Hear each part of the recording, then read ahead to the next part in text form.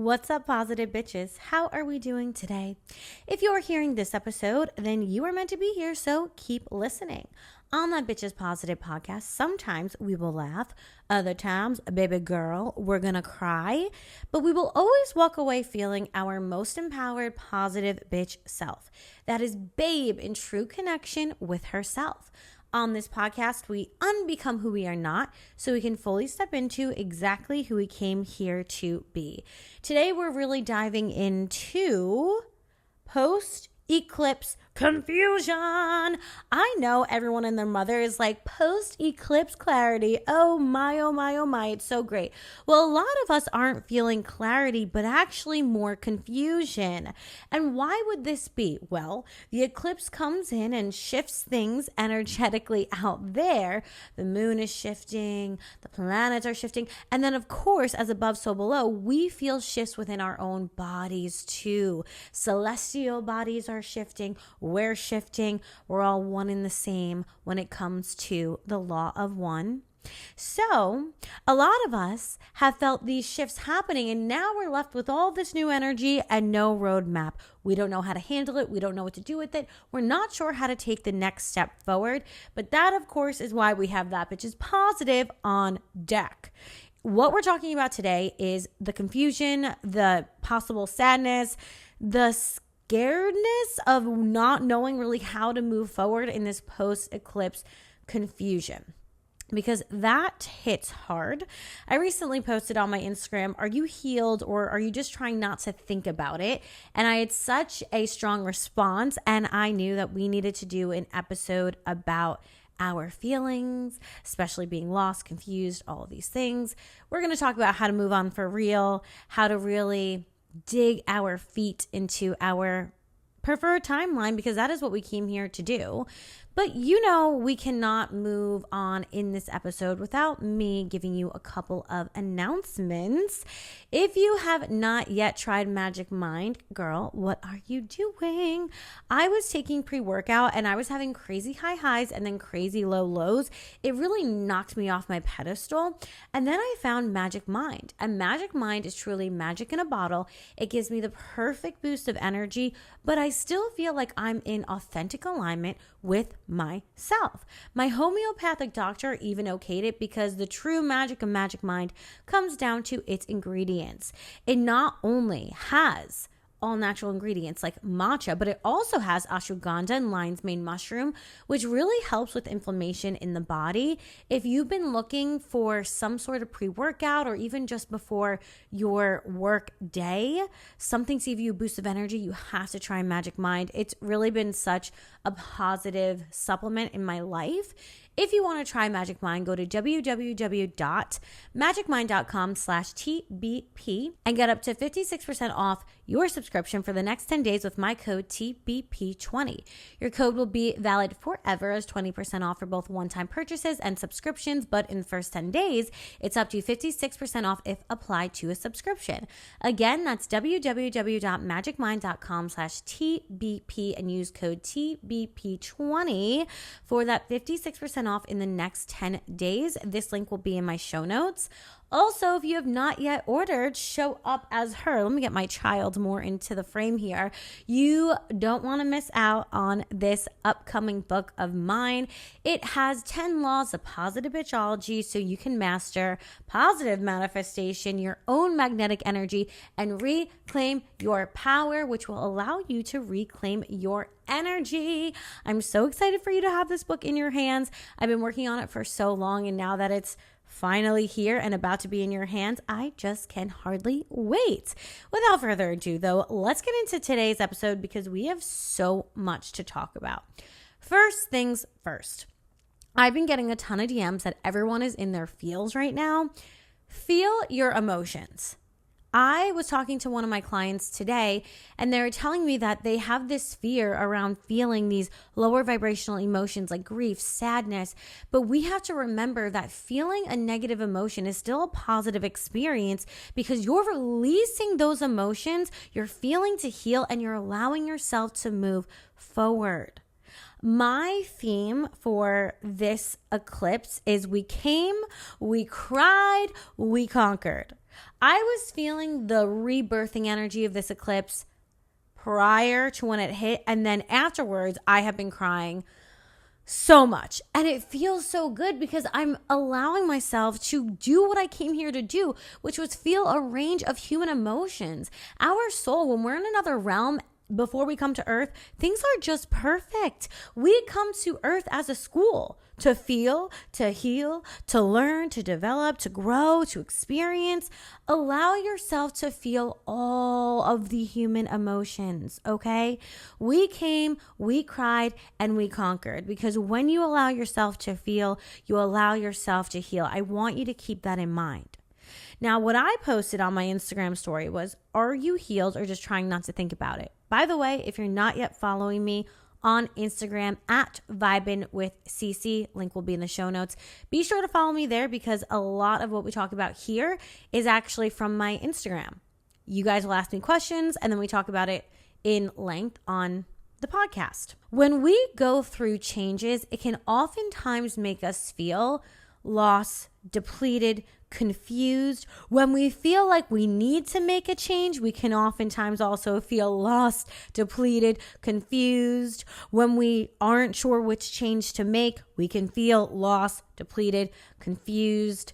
Change is really an interesting thing, especially when we weren't expecting the change. And a lot of us right now are going through changes we didn't foresee. When we, for example, find out that our boyfriend, who we think is this great man, we love this man, he's the best, we find out, oh, he's been talking to other girls, he cheated on me? Oh, okay.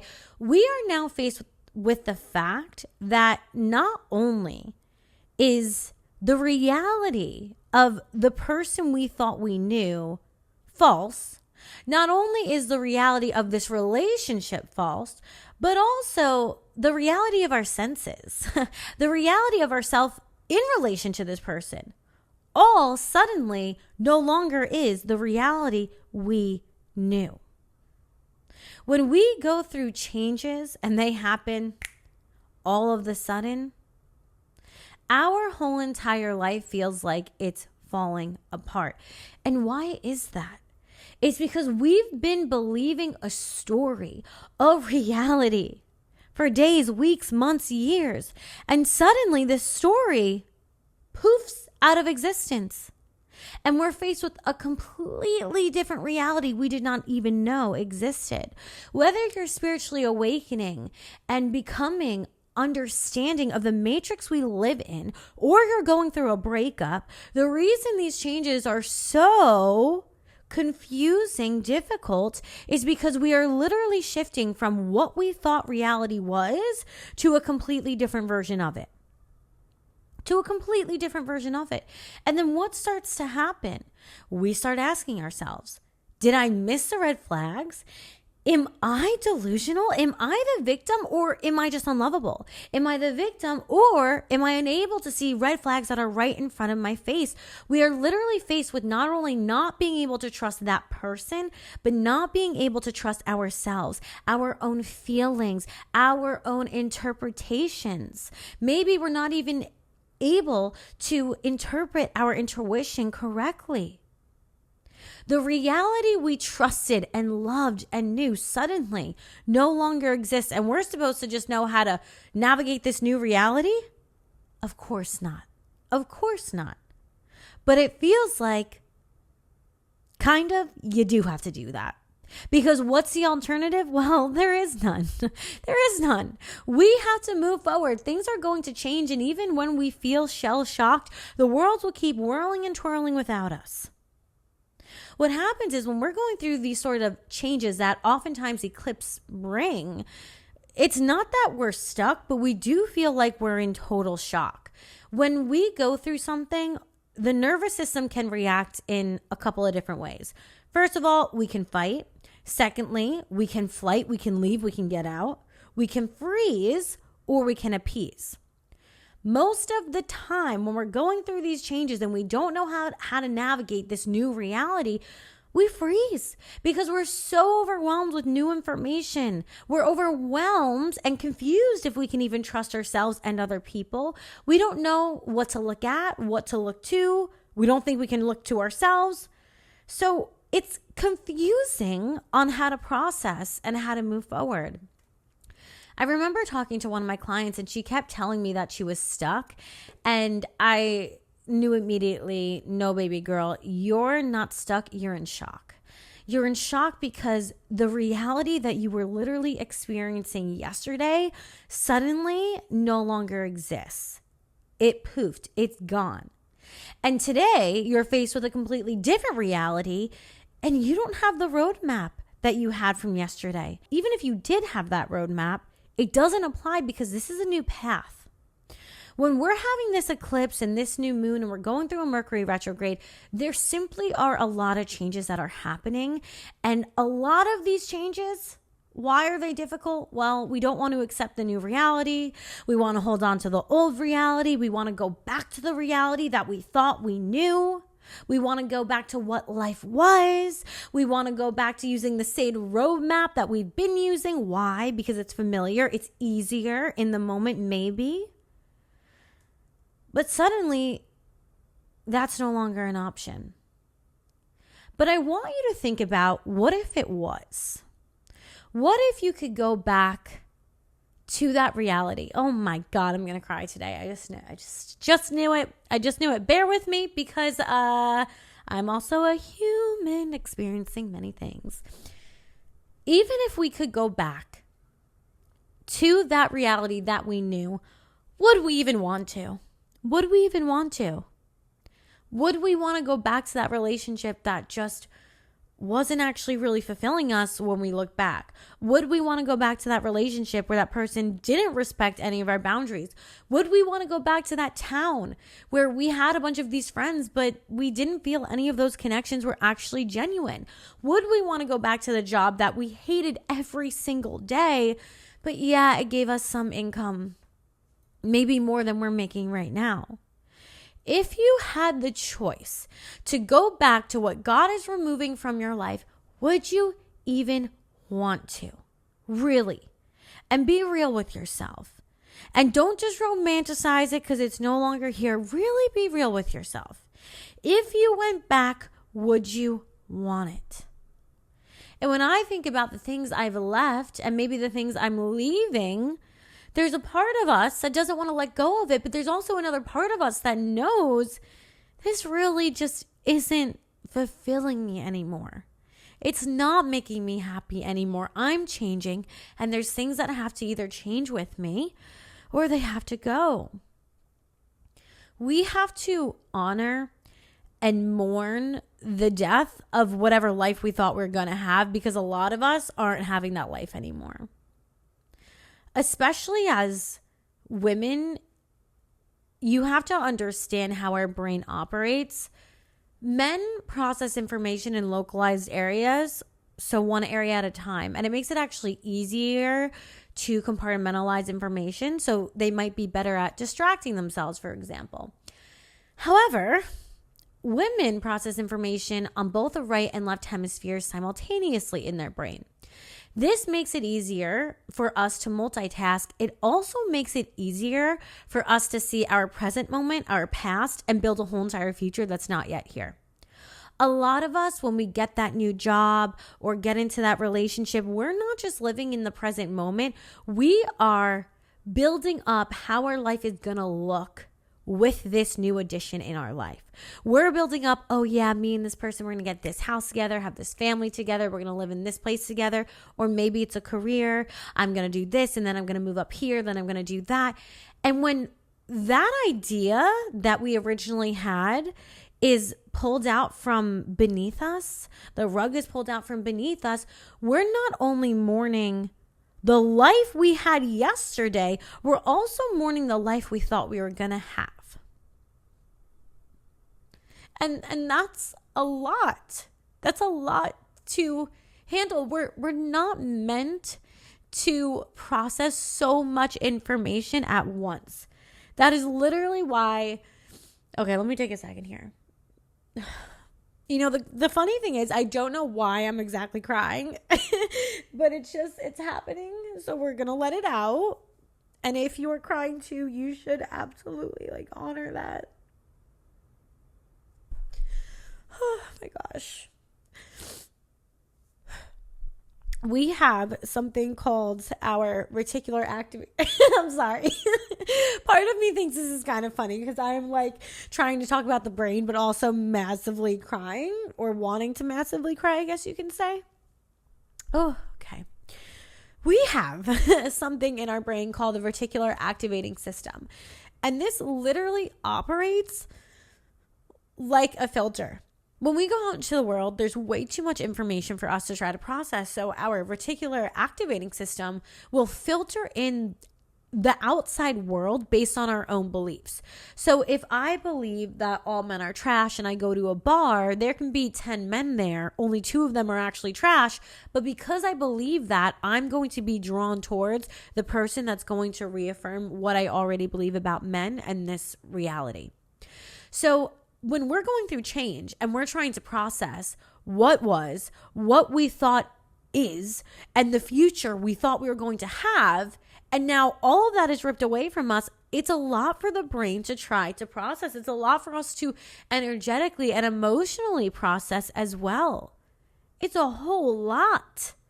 And we're not meant to process everything at once. That's why when you think about your past and you think about things you regret, you get depressed. But when you think about your future, you get anxious because you're trying to plug into a future or a reality that's not yet here. When do we feel the most grounded? When we're plugged into the present moment. We're looking at what's in front of us. We're listening to what's in front of us. We're tasting, touching, smelling, feeling what's in front of us. That's when we feel the most grounded because that's where we're meant to be, in the now. We're not meant to be in the yesterday or the tomorrow. And I know a lot of us are feeling changes and going through changes, and it can be confusing, frightening, depleting, all of these things. But if we could even go back, would we actually want to? And if we're feeling really anxious, it's because we're trying to process too much. We're trying to look too far into the future. Just look at your today. Focus on your for now, not your forever. Your for now, not your forever. Because when you can focus on your for now, it makes life digestible again. It makes it easier to move forward. It's too much to ask ourselves, what am I going to do tomorrow and the next day and the next day and the next day? No. Wake up, say, what am I doing today? And focus on that. And if that's too much, break it up into smaller, more digestible pieces. What am I doing in the next hour? Okay, what am I doing at 3 p.m.? What am I doing at 6 p.m.? Break it up so you can digest, be present, focus, and keep moving forward. Keep moving forward. All of us have within us this inner child that's feeling and experiencing a lot, but we also have this inner wise adult. Talk to yourself as your inner wise adult rather than just listening to your inner child scream. Because she's going to be screaming. But you know what? There are many parts of you that you can use to respond to that screaming instead of just react. I've literally been telling myself, it's okay. There are new things coming through. Maybe we didn't expect some of these things. Maybe these things are shocking. Maybe they're not. But it's opening us up to something new. It's moving us forward to something new. We're being invited to something new. And honestly, most of our desires lies in that newness. If your comfort was able to give you what you truly want, well, you would already have it. The newness holds your true desires and is inviting you to go there. Someone asked on my Instagram, how do we grieve our fantasies? And here's the thing. We have to acknowledge them. But I also think we should take it as a lesson that next time we get into something, we're not going to romanticize the situation. We're not going to try to drag it into our future. We're just going to experience it in the now. Because our fantasies are our responsibility. And there's a difference between being goal-oriented, knowing what we want, versus filling in someone else's silences with our fantasies, versus trying to change someone into someone they're not. Those are different than having a vision board. You know what I mean?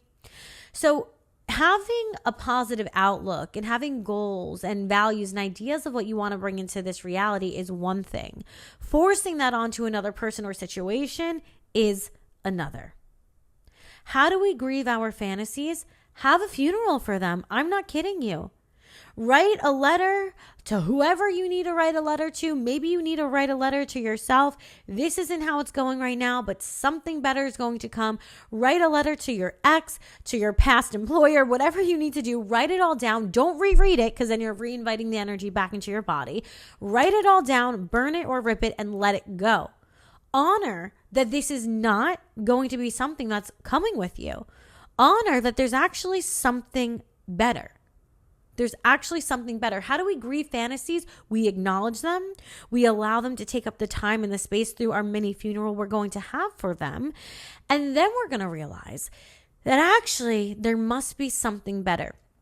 I have truly adopted the belief, and I just made a video about this, but I have adopted the belief that God does not say no.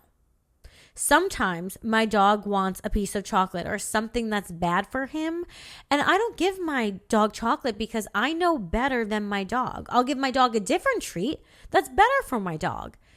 And this is how God, I truly believe, operates with us. When God knows that there's a better option, that right now isn't the right time, or it's not actually going to make us happy, I believe that God will redirect us. Reroute us. It's not a no, it's I have something better. I have something that's actually going to give you the feeling you think you want. Because the thing is, we are making assumptions on how things are going to make us feel. We think when I get that car, that house, that spouse, it's going to make me happy. But then sometimes we get those things and we're wrong. Like we're just straight up wrong. So allow there to be leeway in your plans of how you want your life to unfold. Learn to surrender more, because what if there's actually something better? And it might not be in your eyesight. It might not be on your radar, but that doesn't mean it's not on God's radar. It just means you don't see it coming or you didn't think of it yourself. But our ceiling, we know, is God's floor. Okay? So how do we grieve what we thought was and what we thought we were going to have? We can write it all out on a piece of paper, have a funeral. You can wear all black, let it go, rip it up, burn it, and then realize that if it's not this, it must be something better. And remember what I said about the RAS, the reticular activating system? If you believe that, what happens? Your brain will filter in things that are better. And that is how we manifest. You will get what it is you want or something better, because God does not say no. I really believe that sometimes we have to let things fall apart to allow them to fall together again, but this time in the right place. Now, there's a story. It's a child story, but it's called There's No Such Thing as a Dragon by Jack Kent. And I read it when I was reading 12 Rules of Life or For Life. So I wanted to share this story with you today because I feel like it resonates and it's related. So this is how the story goes. It's about a small boy, Billy Bixby, who spies a dragon sitting on his bed one morning. It's about the size of a house cat and friendly. He tells his mother about it, and she tells him that there's no such thing as a dragon. So it starts to grow. 444 on my clock, by the way. It eats all of Billy's pancakes, and soon it fills the whole house. Mom tries to vacuum, but she has to go in and out of the house through the windows because of the dragon everywhere. It takes her forever. Then the dragon runs off with the house. Billy's dad comes home, and there's just an empty space where he used to live. The mailman tells him where the house went. So the dad chases after it, climbs up the dragon's head and neck, now sprawling out into the street, and rejoins his wife and son. The mom insists that the dragon still does not exist, but Billy, who's pretty much had it by now, insists, "There's a dragon, Mom!" And instantly it starts to shrink. Soon, it's cat-sized once again, and everyone agrees that 1, the dragon exists, and 2, the dragon is much more preferable to be a cat size. Mom looks with her eyes wide open and she asks, why did this dragon have to get so big? And Billy quietly suggests, maybe it just wanted to be noticed. Oh, gosh. What if things will become easier if we just notice, acknowledge that these things are shifting?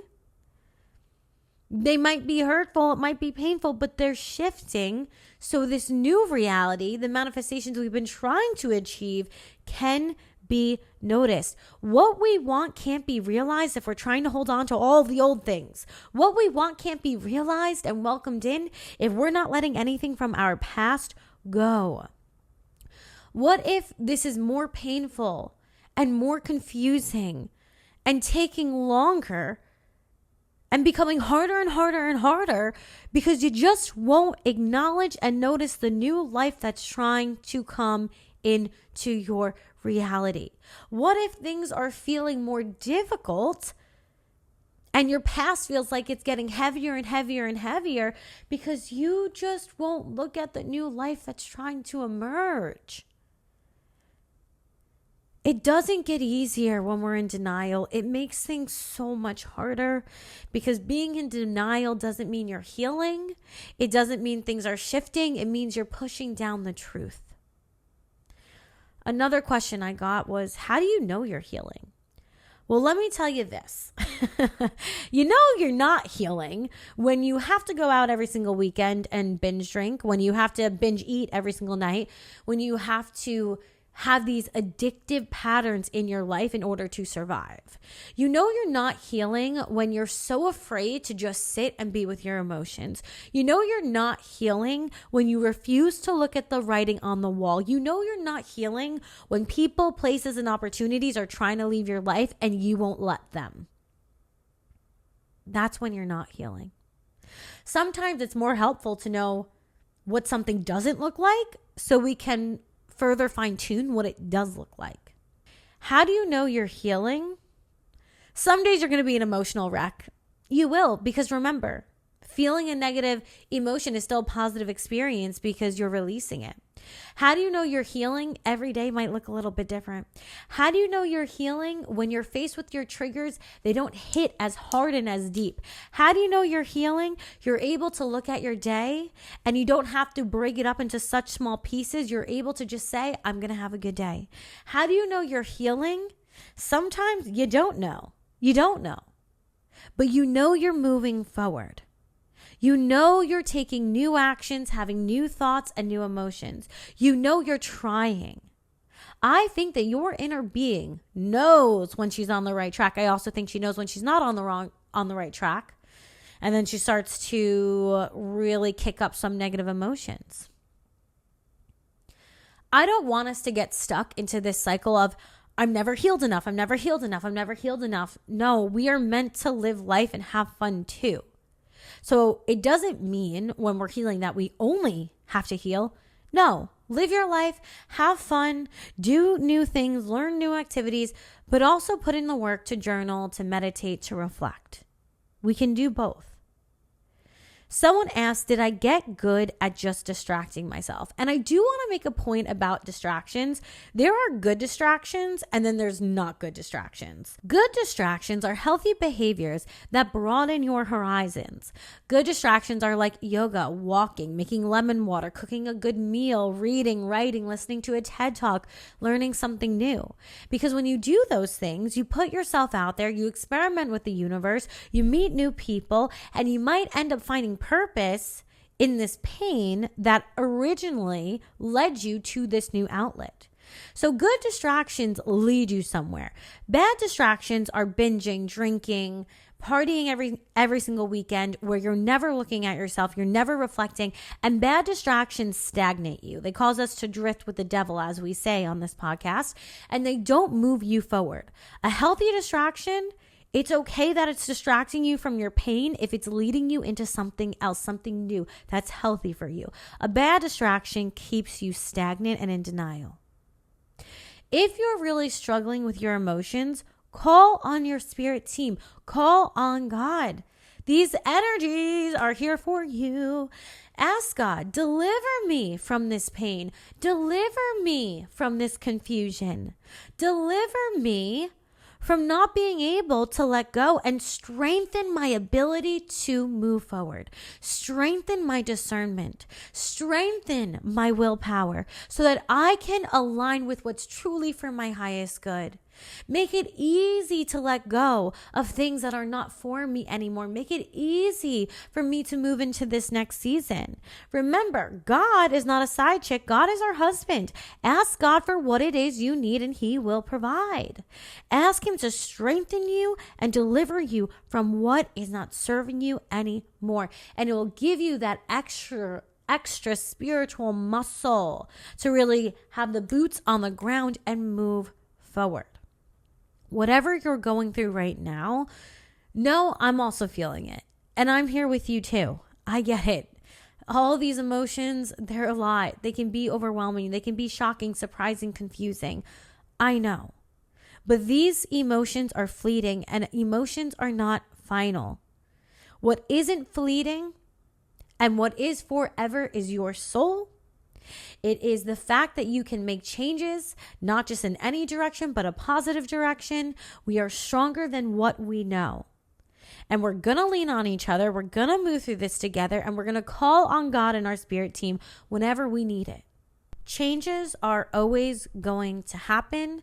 And when we're in a season of unknown territory, call on the one constant, which is God and your spirit team, and ask them to help your soul heal, to let go, and to move forward. Please, whatever you do, don't stop yourself from feeling your emotions. That's why I am able to cry on camera. That is why I'm willing to show you these parts of me, because it's necessary as a human that we feel our emotions. I'm literally a certified life and energy coach. I still cry. I still feel negative emotions. I still move like a normal human, and so should you. This is part of humanity, not away from it. It's a part of your healing. It's not moving away from it.